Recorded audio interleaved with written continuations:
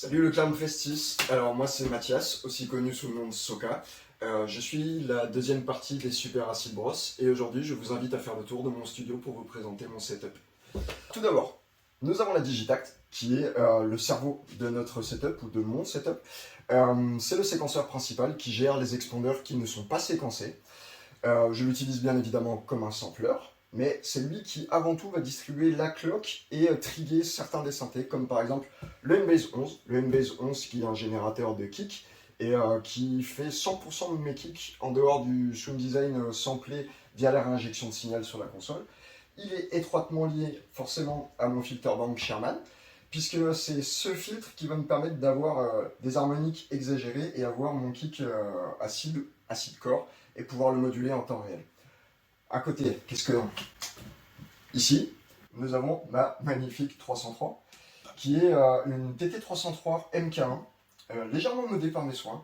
Donc je l'ai glissé dans un magnifique boîtier entièrement en aluminium, et j'ai légèrement modifié le cutoff pour me permettre d'avoir des basses beaucoup plus deep.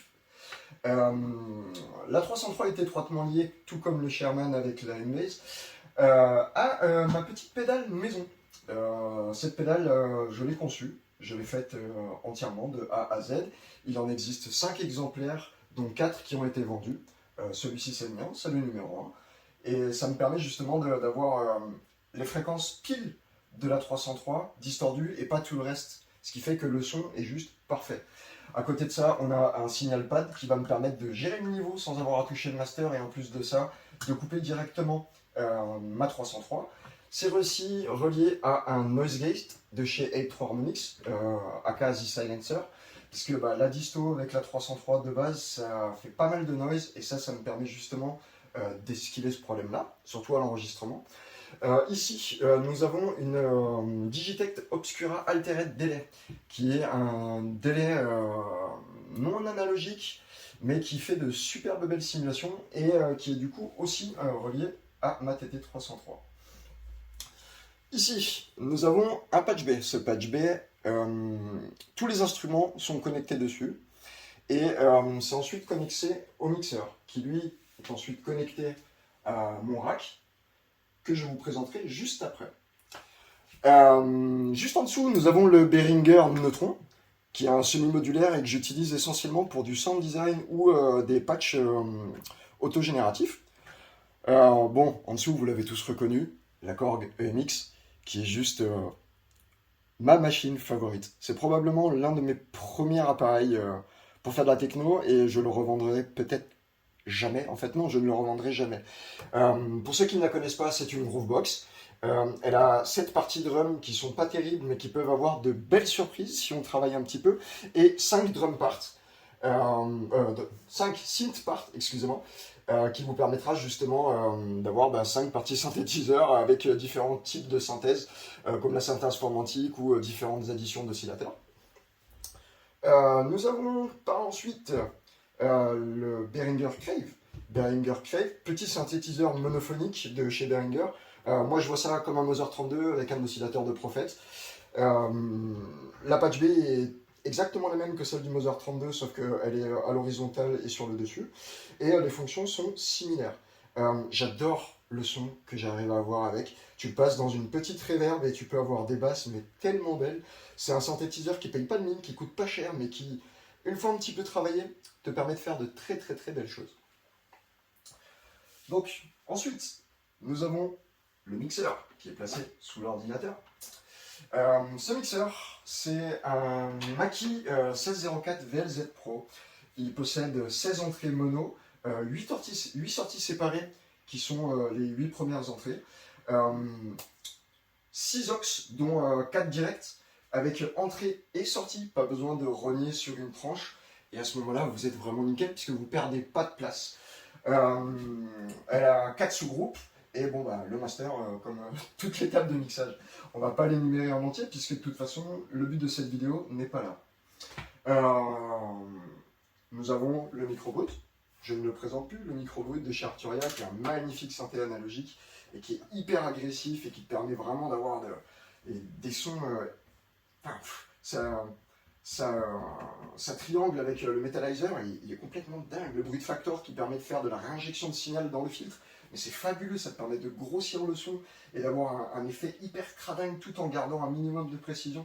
C'est vraiment très très très très très beau. Le Novation Circuit, qui est pareil, un superbe appareil. C'est une petite groovebox qui paye pas de mine, qui peut paraître ultra limitée, mais en fait, dès qu'on commence un petit peu à comprendre son workflow, on peut faire des morceaux complètement aboutis juste avec ça. Il faut juste passer un tout petit peu de temps et comprendre les petits tricks justement pour bypasser et outrepasser plutôt les limitations de base qui sont incluses dans ce synthé. Maintenant, on va passer au truc intéressant, le rack. Alors voici le rack. De quoi il est composé? Alors, nous avons ici un compresseur Alesis 3632 qui me sert essentiellement pour du sidechain. Juste en dessous, nous avons ma carte son qui est une Saphir Pro 40 de chez Focusrite, qui est une superbe carte son Firewire qui malheureusement n'est plus faite et plus mise à jour. En dessous, nous avons un convertisseur ADAT Behringer ADA 8200. C'est pareil, ça coûte pas cher, ça paye pas de mine, mais c'est câblé en ADAT à ma carte son et ça me permet de lui rajouter 8 IO en plus. M'offrant un total de 16 IO séparés. Donc pour l'enregistrement, c'est quand même non négligeable pour un coût qui est vraiment pas ouf. En dessous, nous avons un délai numérique qui est le Phonic PDD 3000 Digital Delay. C'est un peu une copie de la Digital Demora. Que dire de plus si ce n'est que c'est un superbe délai en rack qui paye pas de mine aussi, qui coûte plus rien aujourd'hui et qui a un rendu super positif et agréable. Nous avons la Lexicon MX300 qui est un processeur d'effet. Je l'utilise majoritairement pour des reverbs, puisque bon, Lexicon est connu pour ses reverbs, mais ça fait bien plus. Vous avez des pitch shifters, vous avez des chorus, vous avez des délais, c'est vraiment super. Juste en dessous, un autre patch bay. Ce patch bay, lui, a un routage différent. Il renvoie toutes les sorties séparées de ma table de mixage dedans la carte son, ce qui m'évite d'avoir des câbles un petit peu partout. J'ai juste à patcher sur le patch bay et tout fonctionne.